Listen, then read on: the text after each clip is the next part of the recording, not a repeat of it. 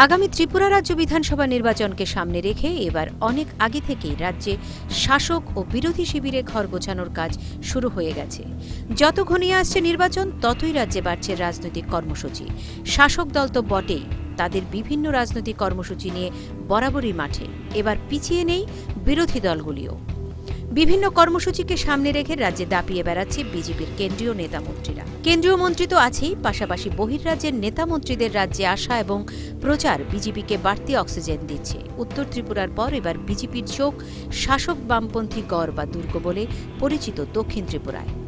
উত্তর ত্রিপুরায় বিজেপির প্রভাব দ্রুত হারে বৃদ্ধি শাসক দলের কপালে ভাঁজ সৃষ্টি করেছে।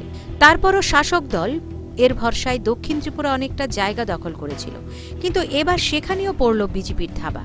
একেবারে হিমন্ত বিশ্ব শর্মা। জাতীয় স্তরে যেখানে অমিত শাহকে রাজনৈতিক চাণক্য বলা হয়, সেখানে উত্তর পূর্বাঞ্চলের রাজনীতির ময়দানে হিমন্ত বিশ্ব শর্মাকে সুচারু খেলোয়াড় বলেই চেনে রাজনৈতিক মহল। এবার সেই হিমন্ত বিশ্ব শর্মার পদার্পণ সিপিএমের লাল দুর্গ বলে খ্যাত দক্ষিণ ত্রিপুরায়। বৃহস্পতিবার দক্ষিণ ত্রিপুরার ৩৫ রাজনগর বিধানসভা কেন্দ্রে বিজেপির জনসভা সংগঠিত করে।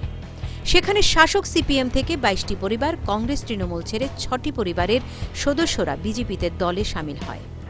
হিমন্ত বিশ্ব শর্মা এনাদের হাতে দলীয় পতাকা তুলে দিয়ে বিজেপি দলে সামিল করেন এবং তিনি বলেন, ত্রিপুরার মানুষ অনেক পরিশ্রমী, কিন্তু সিপিএম এবং মানিক সরকারের প্রশাসনিক অদক্ষতা এই রাজ্যকে গরিব করে রেখেছে। त्रिपुरा के लोग मेहनती है, त्रिपुरा को भगवान ने सब कुछ दे के रखा है, खाली एक काम हमको करना है, हमारा भाग्य का परिवर्तन होना है और हमारा भाग्य का परिवर्तन करवाने के लिए हमको खाली एक काम करना चाहिए, खाली अगले इलेक्शन में वोटिंग मशीन में कमल में हमको दबाना चाहिए और हमारा जीवन में परिवर्तन लाना चाहिए।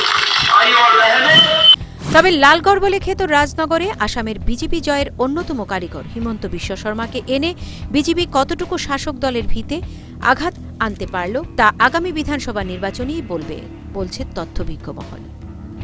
Bureau report, news vanguard.